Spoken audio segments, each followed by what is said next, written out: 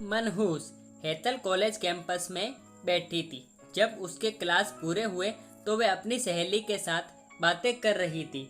उसे रास्ते में से जाते समय गायत्री दिखी। गायत्री को आवाज़ दी, गायत्री इधर आओ।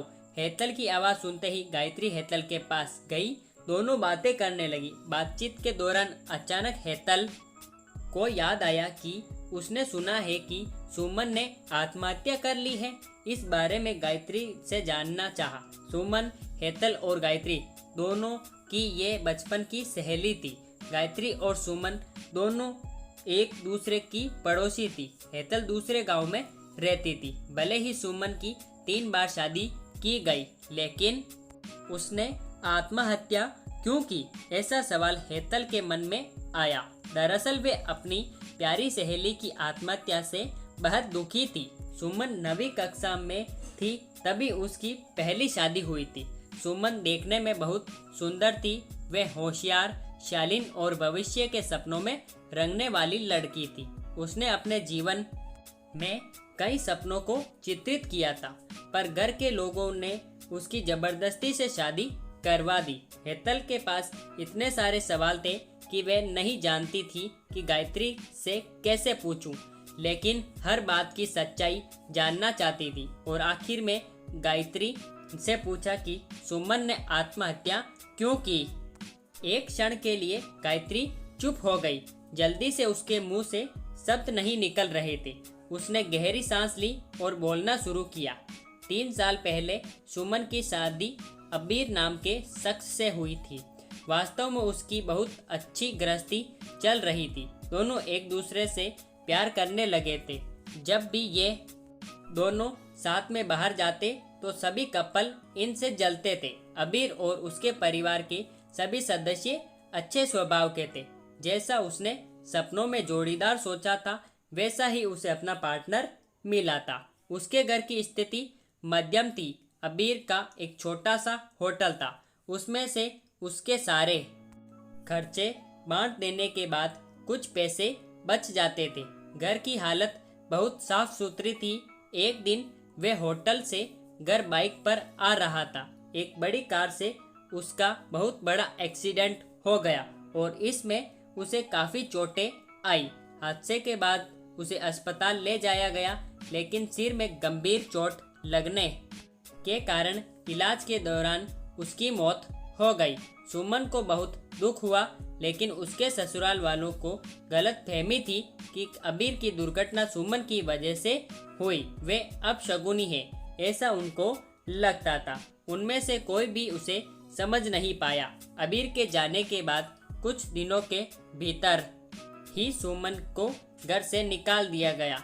उसे घर से बाहर निकालने के बाद वह मायके गई और कुछ दिन मायके में ही रही, लेकिन आसपास पड़ोसियों में चर्चा हो गई तो उसके माता पिता फिर से उसके लिए रिश्ता ढूंढने लग गए। जब वे बाहर निकलती थी तो लोग हमेशा उसे ताने मारते थे।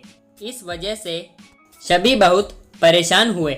ऐसे में उन्होंने जल्दी जल्दी से अमोल से शादी करवा दी। अमोल बहुत बुरा आदमी था।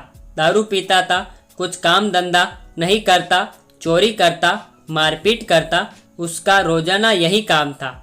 इस सब से सुमन को बहुत दुख होता था, पर वे कुछ कर नहीं सकती थी। एक बार एक रात को वे देर से घर आया और जल्दी जल्दी में घर में कुछ ढूंढने लगा। सुमन ने उसे पूछा, पर उसने कुछ भी नहीं बोला। उसे जो चीज़ चाहिए थी वे उसे मिली नहीं।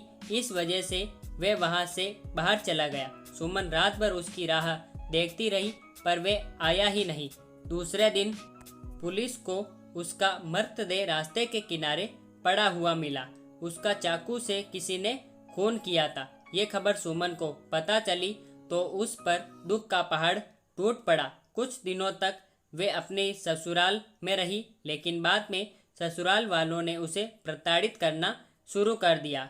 इस वजह से सुमन वापस मायके आ गई। घर आकर कुछ दिन ऐसे ही बीत गए। हर दिन आ रहा था और जा रहा था, लेकिन सुमन की स्थिति वही थी। उसकी तरफ देखा नहीं जा रहा था। उसका परिवार उसकी स्थिति को सहन नहीं कर सके, इसलिए उन्होंने उसकी वापस शादी करने का फैसला किया। उसके लिए रिश्ता ढूंढने लगे। उनके रिश्तेदारों में गौतम नाम का लड़का था। उसकी पहले से ही एक बार शादी हो चुकी थी और गौतम से सुमन की शादी करवा दी। सुमन बहुत खुश थी।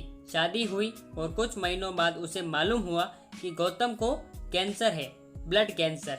इस बात का पता चलते ही उसके हंसते हुए चेहरे पर फिर से दुखी हो गया, लेकिन उसने हिम्मत से इन सब का सामना करने का फैसला किया। 5 महीने तक अपने पति की सेवा की, लेकिन आखिरकार 5 महीने बाद उसके पति की मौत हो गई। इस दुख से बहुत तंग आ चुकी थी। कुछ दिन बीत गए, लेकिन बाद में ससुराल वालों ने उसकी जिम्मेदारी लेने से इनकार कर दिया, उसे घर से निकाल दिया। उसके बाद वे फिर मायके चली गई, लेकिन उसके माता पिता, उसके भाई भाभी ने भी उसे घर में नहीं आने दिया। सभी तरफ से रास्ता बंद हो चुके थे उसके लिए। उसे उम्मीद की कोई किरण नजर नहीं आ रही थी।